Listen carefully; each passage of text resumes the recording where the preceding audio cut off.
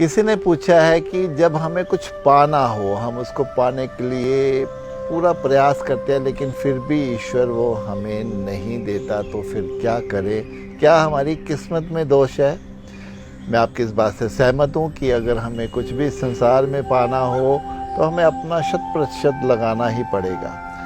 और ये भी है कि जिसमें हम अपना 100% लगाते हैं 99% हमें वो मिल जाती है। 1% कई बार वो ईश्वर हमें नहीं देता। उसके कुछ कारण भी हो सकते हैं कि हम जिसके लिए प्रयास कर रहे हैं हमारी चाहत भी तो गलत हो सकती है, या जिसके लिए हम प्रयास कर रहे हैं वो चीज़ हमारे लिए सूटेबल नहीं हो, ऐसा भी तो हो सकता है।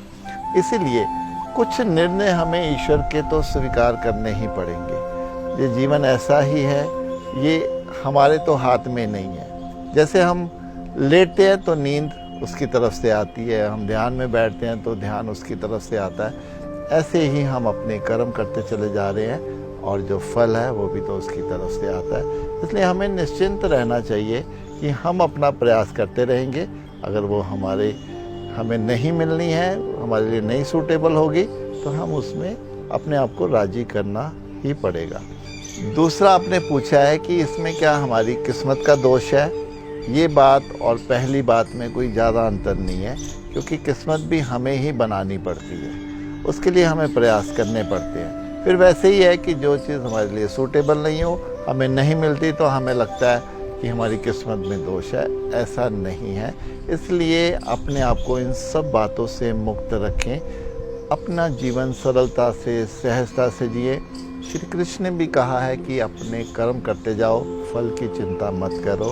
वही बात यहाँ पर लागू होती है कि हम अपने जीवन को खुशी से, आनंद से, शांति से, मस्ती से भरपूर जीते चले जाए। जो मिलना है वो हमें मिल ही जाना है, जो नहीं मिलना, अगर नहीं मिलता तो उसकी फिक्र नहीं होनी चाहिए। बस अपने प्रयास में हमारे कोई कमी नहीं होनी चाहिए। इसलिए ज़िंदगी जीने का नाम है। हमें ज़्यादा अपनी इन बातों में कोई उदासी, निराशा या तनाव नहीं लेकर आना चाहिए। बस ज़िंदगी को आगे की ओर चलते रहने देना चाहिए।